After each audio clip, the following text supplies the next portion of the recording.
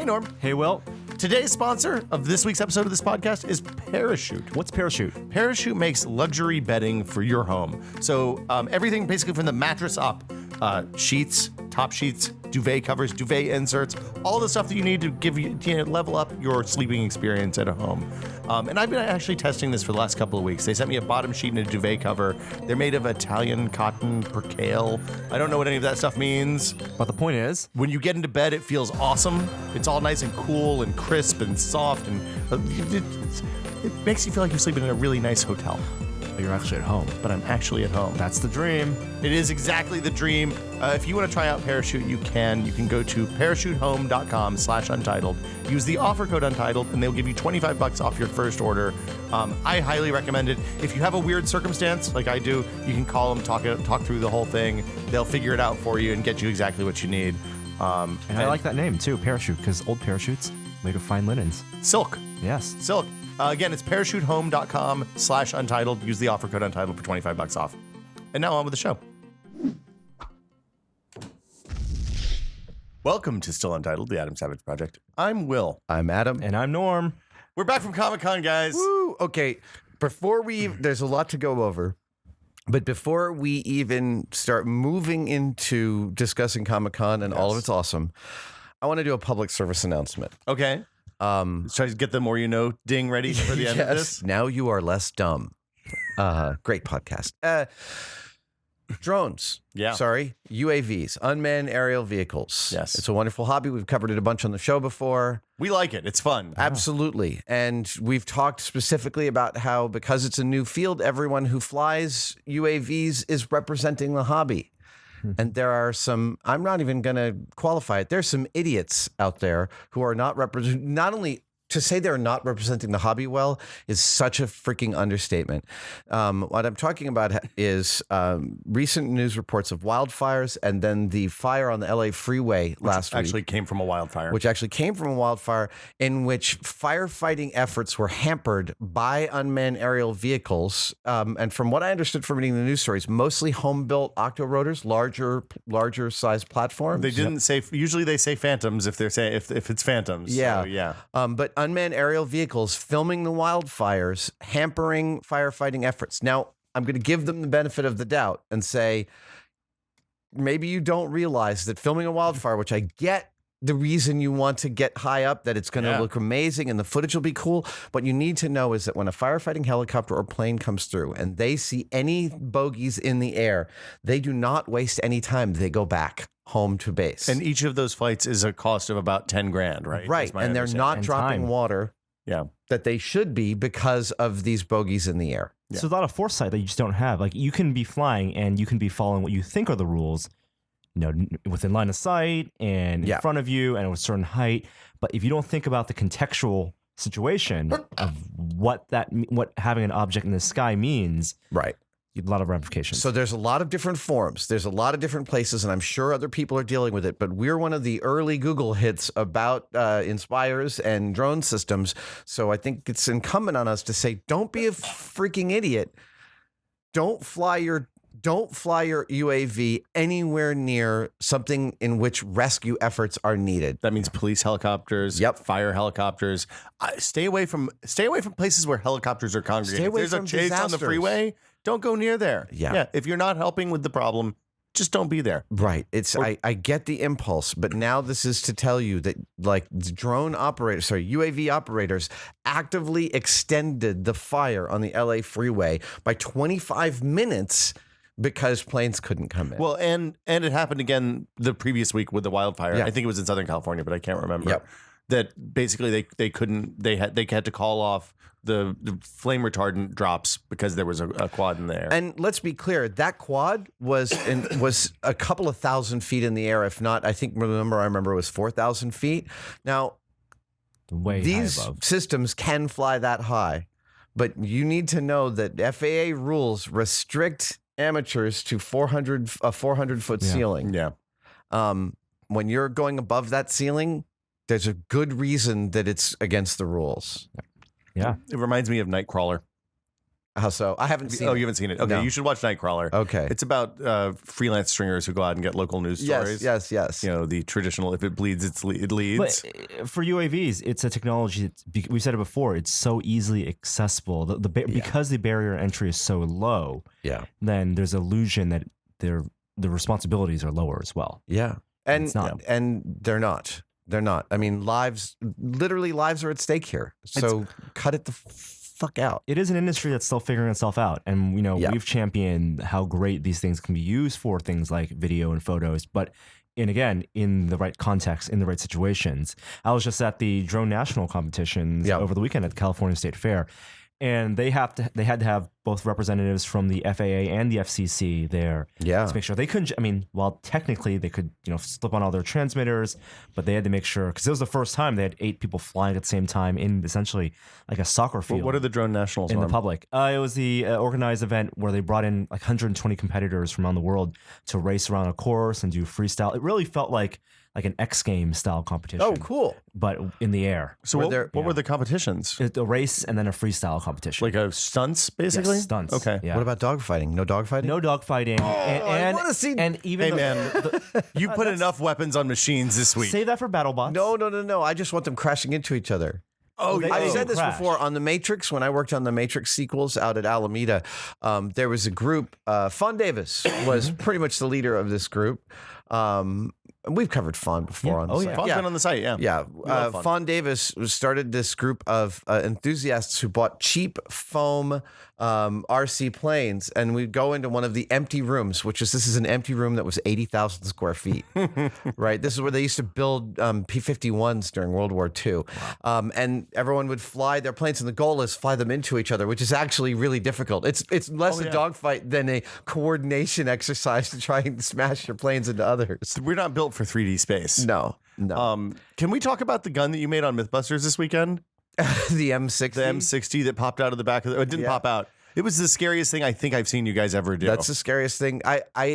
So we worked very, very hand in glove, Jamie and I, with each other and with law enforcement to make that thing safe. All that being said, we put a solenoid on the trigger of a gun that we weren't next to. Right. And I hate that. I mean, we did it safely. We actually had, I don't know if it made it into the final episode because I didn't watch the whole thing last night, but we actually had a cable out at the front of the barrel that was cabled and bolted to the car so that even if our entire rig failed, except for the trigger and the gun unmounted from its mount, it couldn't do anything but still point within that 30-degree arc. Okay. Like there was no physical way for it to turn around or to do anything but what we had slated. That didn't make it into the cut, but it's good to know. No, that was terrifying. I hate making guns remote control. Yeah, it seems very scary. And actually, this is going to be a long one. Let's just be clear. This will be a long one. Apropos of the episode that aired this weekend, Mrs. Don't Try This, my wife, finished Breaking Bad for her first time. Oh, man. We're blowing so many opening episode anecdotes. Okay. What? So she didn't watch before when you went to see, when you interviewed Vince Gilligan. She hadn't watched it. You mainlined like the last 3 seasons of the show in 2 weeks or something? Yeah, something like that. I just to prepare the interview and have it all fresh in my head, I watched it all in a very compressed space of time. And then a few months ago, my wife got into it, not back into it. She got into it. She watched the pilot and she was like, "Oh, this is good." And I was like, "Yeah." So she went through season 1.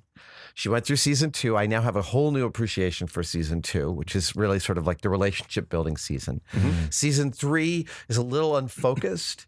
Season 4, the showdown chess match with Gus and Walt, one of the greatest seasons of television ever. Could have ended there. You could. Absolutely. But season 5, as Julia kept saying, fully operatic. Season 5, the last 16 episodes, completely operatic and some of the worst stuff possible to imagine. Yeah. I'm glad he got out of the Canada, wherever it was. The New North. Hampshire? Yeah.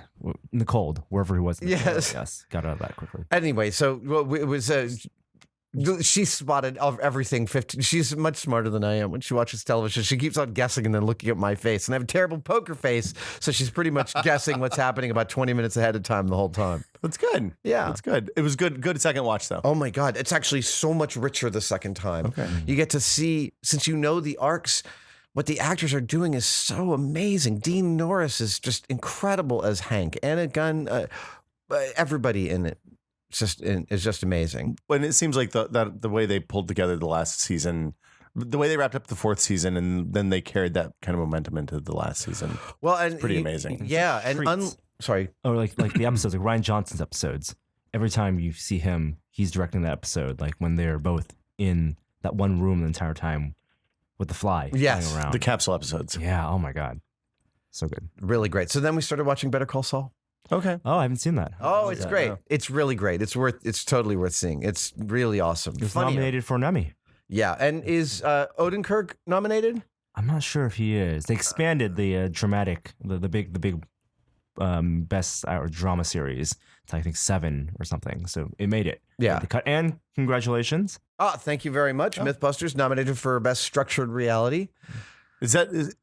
Structured means that you don't have scripts. Well, okay. Given that there's structured, it's sorry. No. It's fine. The Emmy Academy, the governing board of the Emmys is, I think, a little slow to recognize how many different genres of reality television there are. But a couple of years ago, they made a step in the right direction by, instead of having just one. In which we're up against Antiques Roadshow, Diners, Drives, and Survivor. Yeah.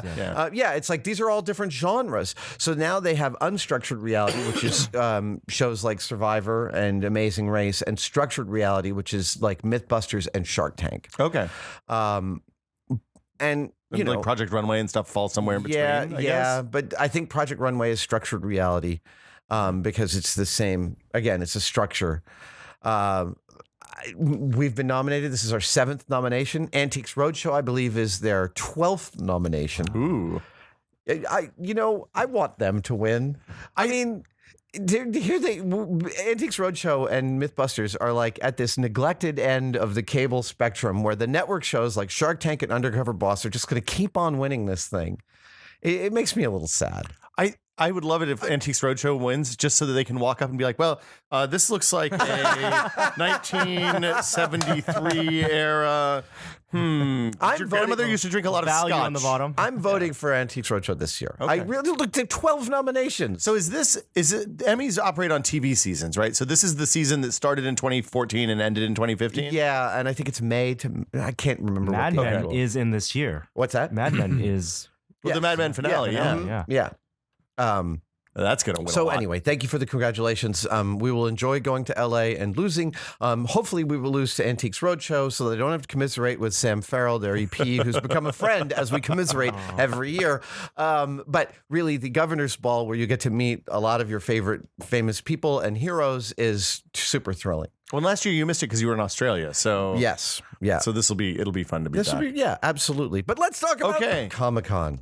Let's download. Oh man. Okay, so we started out doing a Comic-Con podcast, and like as soon as we started rolling, I was like, wait, we made a mistake. There's an astronaut over here. We should really just be talking to him about flying airplanes and spaceships and going to space and all that. But yeah, like that morning conversation precipitated my favorite interaction of the weekend, because I was walking down into a party later that afternoon, and I realized that William Shatner was in front of me in the line. And I was like, oh man, I know he doesn't like being bothered in public, so I'm not going to bother him. And I was a little sad about that. And then I was like, wait, I just spent like an hour talking to somebody who's actually commanded a real spaceship. Yes. I'm okay. I'm good. Yes. I'll wave at the back of Bill Shatner's head and move right on. I shook his hand. I've met him. That's the second time I've met Bill. Ooh. But it means shaving cream. Commander Chris Hadfield. Yeah. I mean, it's very fun, you know. There are certain times you get to watch very famous people suck the oxygen out of a room. I've met and spent a little time with Gary Oldman. There's someone who sucks the oxygen out of a room, right? People just like, oh, Gary Oldman. But taking Hadfield to Comic-Con, so much fun. The Nerd HQ panel we did, where pretty much everyone on stage, all they wanted to do was talk to Chris. And we had Bobek there. I mean, we had more than one representative. Space people. Space people. But oh, yeah. He had a great time. It was so much fun playing with him there. Yeah. There was a moment. Humanity. Yes. You get to see. He is, and he's absolutely the most wonderful man. I think you and Norm were both kind of like this by the end of the weekend. Like, oh, And that was right before the New Horizons flyby. It was right. Yeah, that was the day it happened. It was that morning. It was listening to him and Phil just chatting about New Horizons. Yes, Phil Plait, the bad astronomer, was also in our room for the dressing. That was for me my favorite Comic-Con I've yet attended. In terms of all the, Alton coming, a great Woodstock in which we shifted things and changed things up, 3 costume walks, finishing off with Hadfield. That's the most costume walks you've ever done, isn't it? It is. I was overly ambitious. It worked out though. It did the costumes work out. all looked lovely. I feel personally responsible for Norm not getting a photo gallery this year. That's fine. I know, but I'm going to Dragon Con. Okay, I'm going to go ahead. Yeah, plenty of costumes. I just feel a little personally responsible, and if you're disappointed that you didn't get to see Norm's standard big download of photos, blame me. Norm. The big download of photos usually leaves Norm a little broken, though. So I liked the dialed back, more edited version. Yeah, we all have to. There's all manner of recovery from Comic-Con. I mean, unfortunately, I got back Sunday afternoon. We had a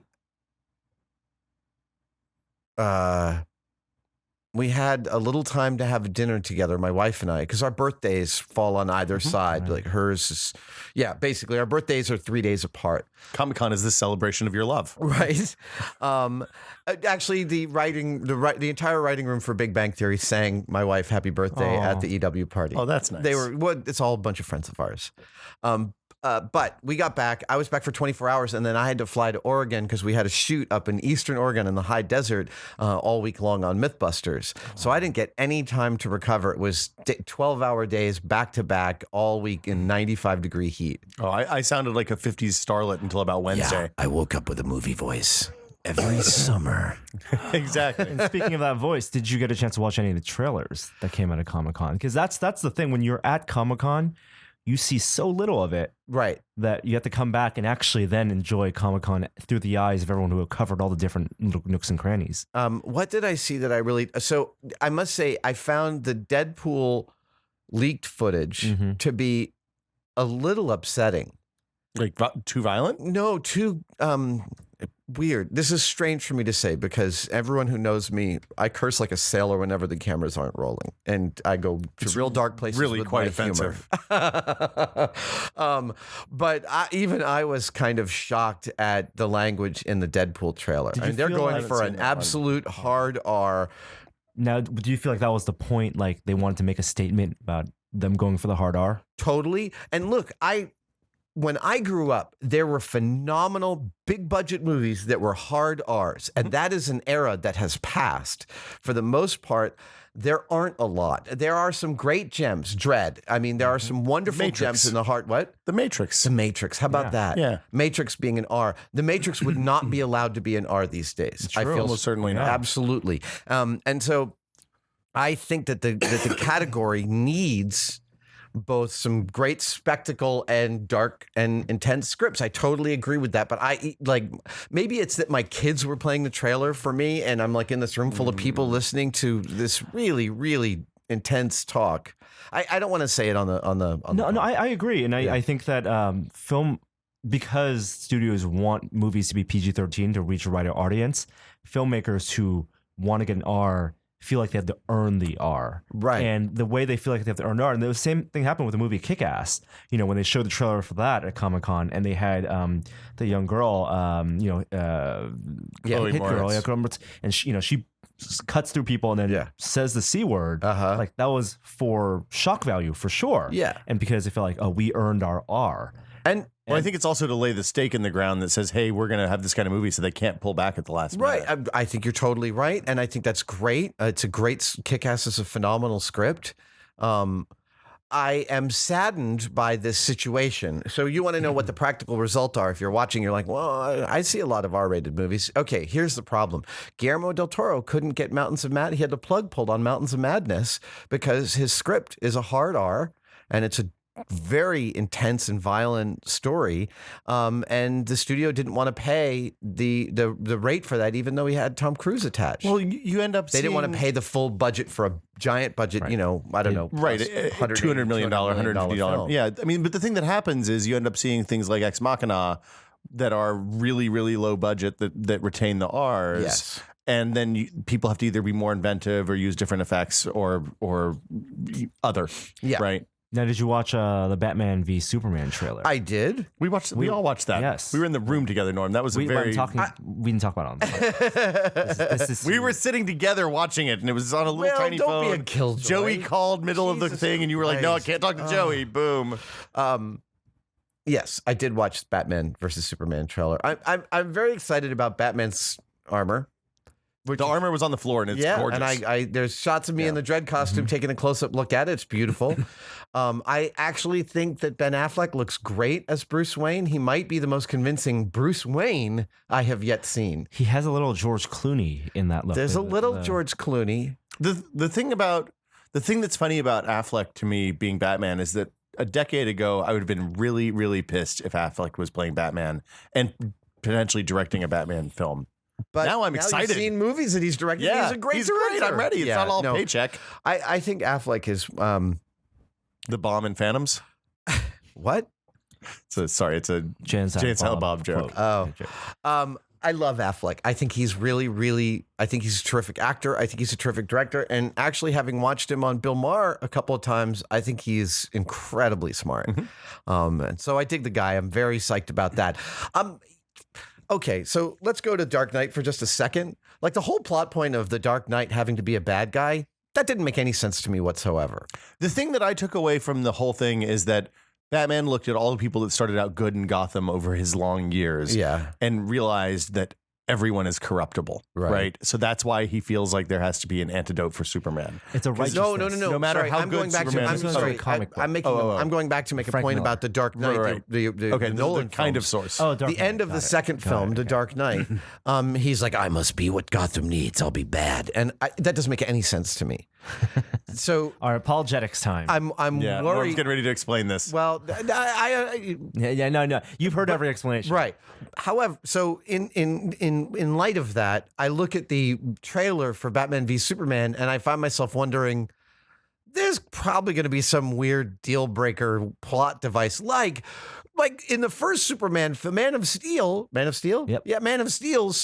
Kevin Costner, Superman's dad, telling him maybe you should have let a busload of kids die so that you could protect yourself. And that, no, that doesn't make any sense at all as a plot point. I mean, Kevin Costner is As a kind of a character. jerk. It is a terrible bit made of him a logic coward. leap to make. It's a changing, and that was a big complaint that Ralph Garman and Kevin Smith in their podcast talked about how they made the inspiring figure, the person who's supposed to give him his morals, Better, the yeah. coward. Yeah. And fear is what defines his character. Yeah, no, it's ridiculous.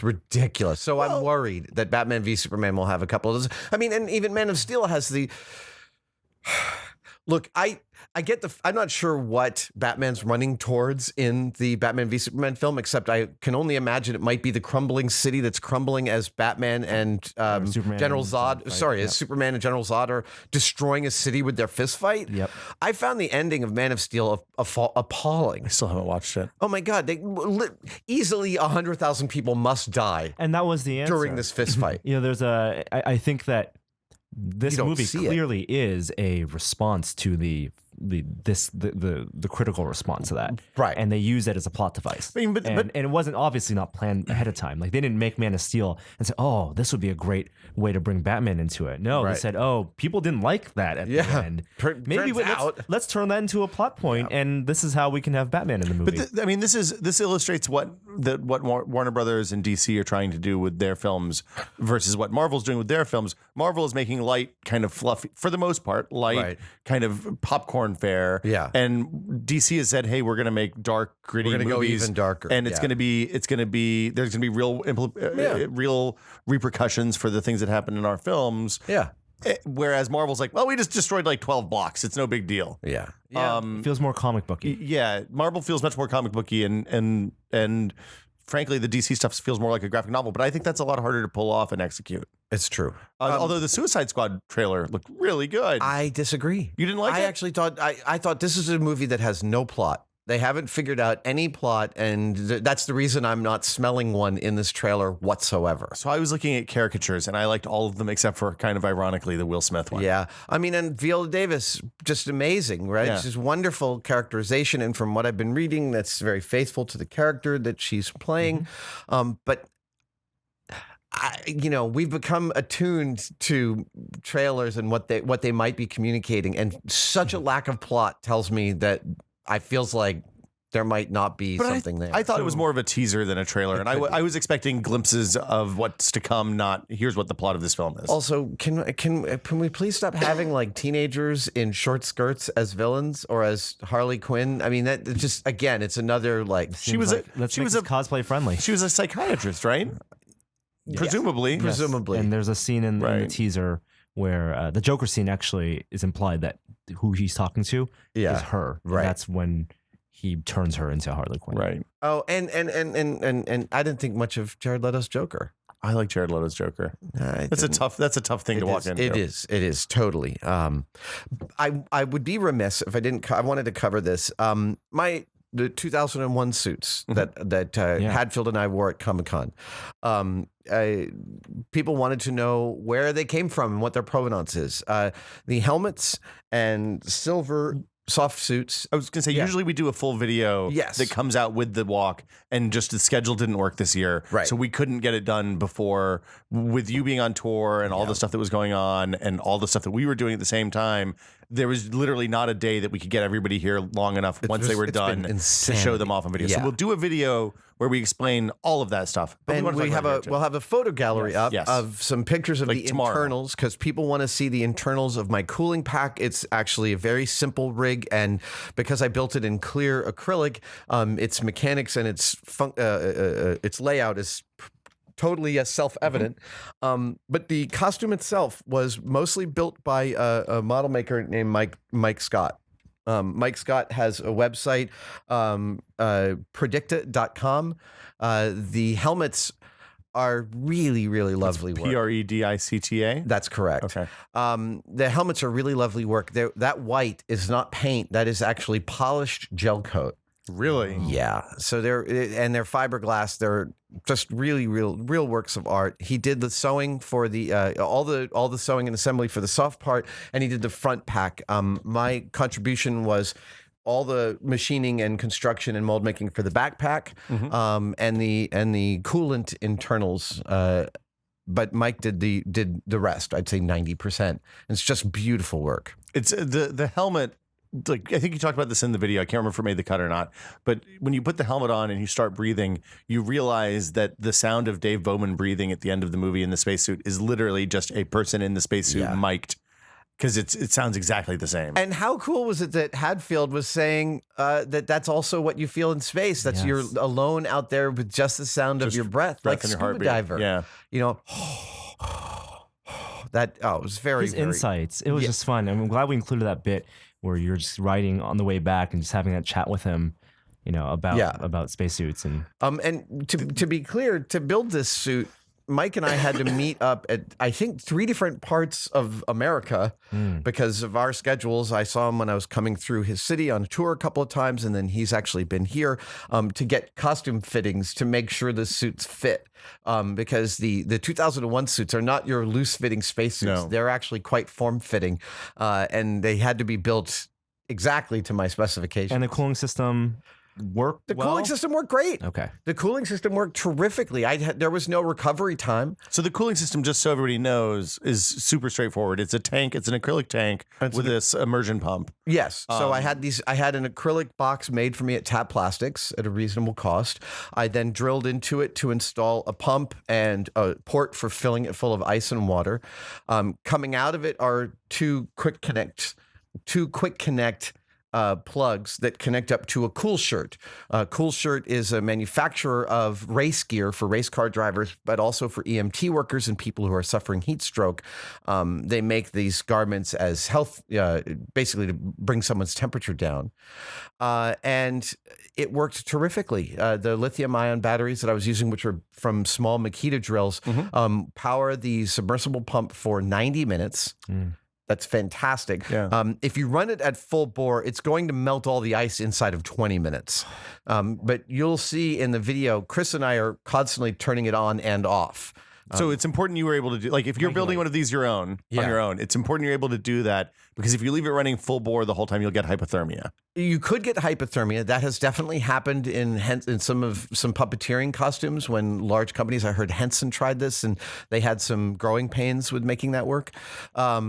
You want to be able to turn it on and off. You want to monitor your hypothermic reaction. And you want a switch that you can access in your costume glove. A key bit of my construction. And you on the still need backpack. airflow. You still need airflow. And so you'll notice in 2001, the Clavius astronauts have a little tube going to their helmet. That's a blower that's blowing in fresh air. I had trouble finding a blower powerful enough. Of course, someone on Tested suggested using a CPAP machine. And as I used to have sleep apnea, I have a CPAP machine. But I don't think, I believe that it's almost a stepper motor. I think it's just a real slow flow, right? It's very powerful, but I believe I opened up a CPAP machine at one point. I bought one on Craigslist and tried to get its blower to work, and I couldn't because it was fully computer controlled. Oh. So it's not like a red wire and a black wire. It's like 6 wires going to a microcontroller, which is adjusting the speed of the motor on the fly. The other thing we had talked about doing, you ended up using just ice sunk into the cooler to keep the water cold. Yes. And the downside, it's funny, as we were walking, you guys were riding the cart back, and I was walking back with Phil Plait and Andy Weir, and we were talking about how less efficient your cooling system was again as soon as all the ice melted and it stopped being a phase change, and just how much heat can the water absorb. Yeah. And Phil was like, "Oh no! As soon as the last piece of ice melts, he's gonna know it within about 20 seconds." We got back, and you said once the ice was gone, it stopped. The efficacy went way down. It right? did. Yeah, it did. It was still keeping me pretty cool. That was still. One of the things I had talked to Jeremy about doing was putting a thermocouple in my pack and having a little display in the helmet that would tell me the temperature, which is completely possible. Oh yeah, totally doable. So not that difficult to do. I ran out of time getting ready for Comic-Con. That's real playing. So the other, but the reason you would want that is if you end up using a thermoelectric cooler, which is the other thing thousands of people suggest. Peltier. Peltier bridge, yes. A Peltier cooler. Getting my electronic. We were talking about the Hall effects for other stuff. Yes, I know. The Peltier cooler is basically it's 2 pieces of metal that are welded together somehow, and when you apply a current to it, one side gets hot, one side gets cold. And I have a Peltier junction. I just didn't get around to trying that out, running a little radiator system past it. Right. You're gonna have to put like a chill plate or something on it in order for that to work right. But it means you'll be able to do it presumably with a lot less water in the system. And that would be very cool. I'd really like to try that system perhaps next year with the 2 that I've got. We can experiment. Yes. One thing I'll say is that you might be familiar with Mike Scott's work. If you've seen 2001 spacesuit replicas of the colored suits, he's made several of those over the years. He's had them signed by Keir Dalia and other people from 2001. Again, they're gorgeous work. It was me that convinced him to try the silver suit. So we went back and forth on the different vinyls. That stretchy silver vinyl is so hard to sew. I can only imagine. I don't know how he did it. He had the parts made, but then he did all the final assembly. He's a triple threat. He does the sewing, he does the mold making, does the actual fabrication. And they're just I couldn't be happier with these suits. They're very good. Wonderful. So what's and we got the an URL astronaut again? to wear one. I know. I made Chris sign my lunchbox. the best part about that was I don't even think it's in the video. After we finished and you were going to get changed to go back out, Chris was standing in the other room and he was doing the post spacewalk stuff to your spacesuits, dismantling them all back down to the number of parts they had gone in. So using the drills to take back apart the straps, he emptied out the reservoirs for water. He then pulled the suits inside out in this very like, oh, this is how we do it at NASA. Right. Like they were sitting up, leaned against the wall, like they were kind of look like quadruple amputees. But right, with their insides facing mostly out to dry off. Cool. And he says to me, well, I left the suits in a manner that would allow them to dry. That's what we do. That's what we do. When he says we, he means NASA. I know, it's crazy. How awesome. How much fun. Now I want to go. I'm wondering if they'll allow old people to go to space because I'd love to go. I hope Chris gets to go again, and I hope he gets to bring me. I'd like to go to space. Yeah. I wonder, he's been up there long enough. I wonder if he gets to go back. I wonder. Because, there's vision, like there's degenerative stuff that comes back. Right. Sometimes it doesn't. Well, I don't know if you have. I mean, for a couple hours. Yeah. What's it going to a couple matter? days, sure. Yeah. Take a weekend in space. There's no more. Yeah. Of all the great losses. what do you think? The shuttle, the building. Of all the great losses from Arthur Clarke's vision of the 21st century. Yeah. The no space tourism is the only one I'm really disappointed because we have all the rest of it. Well, hopefully we'll have that. Yeah. Hopefully we'll have that in the next few years. Suborbital doesn't count, man. I mean, it's a nice try, Richard Branson, but What do you think Chris's answer would have been to the question you were posed at the EW red carpet video? Oh gosh. Okay. So yeah, IO9, Annalee and Charlie Jane Anders, Annalee Newitz and Charlie Jane Anders, two of my favorite writers, were on the red carpet. It was so awesome to run into them, and they had some wonderful questions. But most wonderful of all was Enterprise versus Millennium Falcon. Who would win? And they produced a video where throughout their entire Comic-Con experience, everyone they talked to, every celebrity, they asked that question, and they build that into this montage. You can find it untested and on their site. And they saved you for last. They did. you were the only good answer. I mean, first off, the traditional question is Enterprise versus the Star Destroyer or the Executor or one of the other Star Destroyers. And really what people are asking is Star Trek versus Star Wars. Right. Lightsaber Technology. versus blaster. Technology. Right. Yeah, phaser. Phaser, right. Yeah. So I have read extensively on the subject, and I have seen both sides of the argument represented. I think cogent arguments have been made on both sides. The physics of they don't call them lasers in Star Wars. They call them Turbo lasers. Turbo lasers, right? Yes. Which is maybe something totally different. I get all those arguments. Turbo means it's better. I get all those arguments. I choose to agree with a recent article on Gizmodo that laid out all the reasons in which the Enterprise would smoke the Millennium Falcon. And this is, despite my feelings that the Millennium Falcon is the most beautiful spaceship ever designed. And fast. Fastest hunk of junk in the galaxy. It is great. It is wonderful. It is. Look. If you ask me if I could have a magic wand and exist in a world where I could have a spaceship, it's the Falcon. On the extra materials for Firefly, or maybe it's for Serenity, they asked Joss Whedon the origin story. They asked him the origin story for the Firefly universe. Yeah. And he said he was watching a documentary about the Civil War, and it got him thinking, as most things do, about the Millennium Falcon. I feel the exact same way as he's our Joss kind of nerd. on this case. I mean, just the mass advantage that the Enterprise has over the Millennium Falcon. There's no And the fact they have shields. right. The fact that they have Versus shields, deflectors. Yes. the fact that they have Targeting systems. transporters. Right. Oh, Yeah. let's transport a photon torpedo onto Exactly. the bridge. They did Transport a that. little bit of They've done that antimatter. in all. It's strategy wise. Yeah, Yes. there's a million reasons, but basically, in the Star Wars universe, these are planes with effectively machine guns strapped to them. It's very World War II technology, and it's well known if you watch things like Everything's a Remix that George Lucas borrowed heavily from films about World War II and actual World War II dogfight footage to lay out the cutting sequences of his TIE Fighter X-Wing battles in Star Wars. Dun, dun, dun, dun, dun, with the swoops and the I do like that your response, Harold, back to Next Generation episode. Yes. You invoked Worf. I did, and I actually was That episode is poking fun at Star Wars because the antagonist in that episode, or one of the guest star, is a Han Solo like character. I forgot about that. Who specific womanizes, who's trying to. He's being chased by two different factions, but he is the most Han Solo-like character that has shown up in TNG. Has shown up in Star Trek. Well, and so the line I referred to is Worf is like telling the captain the security situation. He's like, "Sir, they're firing lasers at us," and it sounds like stone tools. Or they fire lasers, and Picard's like, that won't even get past our navigational shield. But I guess regulations do call for a yellow alert. Right. Well, we won't totally diss them. We'll pretend this is somewhat of an emergency. It's the spaceship equivalent of somebody pushing the hand on somebody's forehead while they're swinging at you, right? So I had no idea that my answer would end up being considered erudite at all because, like I said, these are two fictional universes. There are arguments on both sides.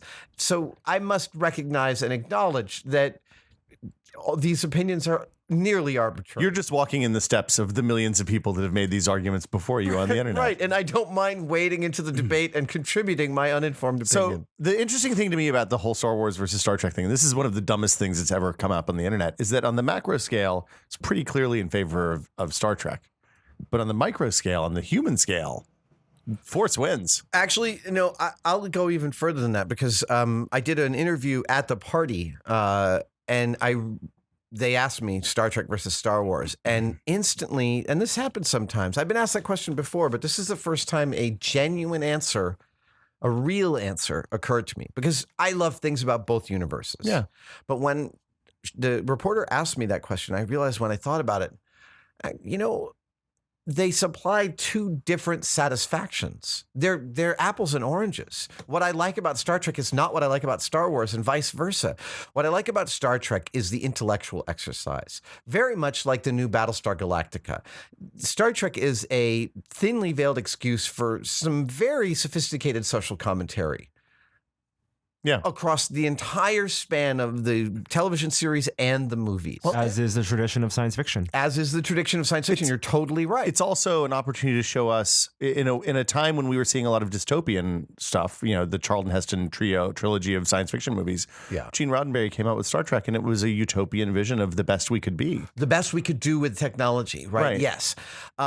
And Star Wars, on the other hand, is cowboy movies. Yeah. I mean, they are rip-roaring Saturday morning serial adventure films. And that's what George grew up on and what he loved. And I think they're amazing at that. So for me, I think of Star Trek as the intellectual satisfaction and Star Wars as the aesthetic satisfaction. I love the ships better in Star Wars. The dirty universe. The dirty universe. They're built, everything's kludged together. I mean, and having worked on props from both. There was a lot of discussion at ILM. One of the key things we came up with as a descriptor for someone who was a model maker who might be working on one is in Star Trek, it's totally okay to have three identical Greeblies next to each other. 1, 2, 3 in a row. In Star Wars, you would never do that. In Star Wars, it's 1, 2, a blank space where one fell off, and then a third one. It's always kludged. Every bit maintained versus found. Right. Utopian versus modded car culture from the 50s. I'd never even considered it from that level. But so what happened with the prequels, man? I don't have it. Well, it's about Darth Vader as a child, and he gets his dad dies. It's before the fall of. Very sad. I mean, it's before the fall of civilization, right? Is probably the reason. But yeah, I don't even want to talk. There are prequels. I don't know about this. Sorry. Anyway, I think we've gone on long. Yeah, we've covered a lot of ground. Yeah. Yes.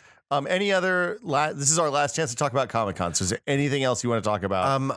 I will say, I at the beginning of the party, I spent about 90 minutes talking to a crap ton of Tested Premium members, and everybody was so awesome. Not only do I love meeting the fans, but seemingly more often than not, they're avid contributors to Tested, to the comments, but also to builds and people who've sent us stuff and people we've covered. That whole cross-section was represented at the party, and I love talking to everybody. One of the great things about having that party is getting to meet the people that are supporting the site. The costumes that people wore to the party totally brought their R2 units. I never got a chance to spend some up close time with that R2 unit. I was a little sad. It looked much better than mine. Well, he just finished it about 6 months ago or a year ago, and still working on it. But I had a nice chat. I had a nice chat with him. Yeah, it's amazing. And a lot of people ask how we hung the Han Solo with carbonite from the ceiling. Yeah. The answer is very, very carefully. I also heard from people like, wow, how did you afford to make the ceiling look like that? And it was like a large. Do you want to know? The decoration. The decoration for the party was magnificent. You guys and Dana and Donica just absolutely killed with that. So Norm and I walked in for the site inspection, and we saw the lights, and we both kind of looked at each other, and it was like, "Are you thinking what I'm thinking?" moment. Amazing. And I was like, "Hey, can that be orange?" And they made it orange. I was like, "Okay, we got this. We're done." So then we went to Urban Ore over in the East Bay, which is someplace we sent the Inventorns when they were here. I've been shopping in Urban Ore since 1990, and I bought all of the corrugated pipe, all the CPAP pipe, all of the plumbing pipe that they had. So great. $12. Yeah. And then I spray painted it silver and tan. So yeah, it looked really, really terrific. Yeah. It was fun. That party was epic. That was the most fun party I've ever been to at Comic-Con. I shouldn't have been allowed at that party. I'm nowhere near cool enough to be at a party like that. So, that's as good a place as any to wrap it up. The promo is still going. If you can't get to the party now, sorry. But Adam's poster of his hand drawings of his ILM toolboxes still available. That's going to go at least until the end of the month. If you want to find out about that, you can go to tested.com/membership. And we'll be back next week with another episode. Thank you guys for watching. Thanks, guys. Bye.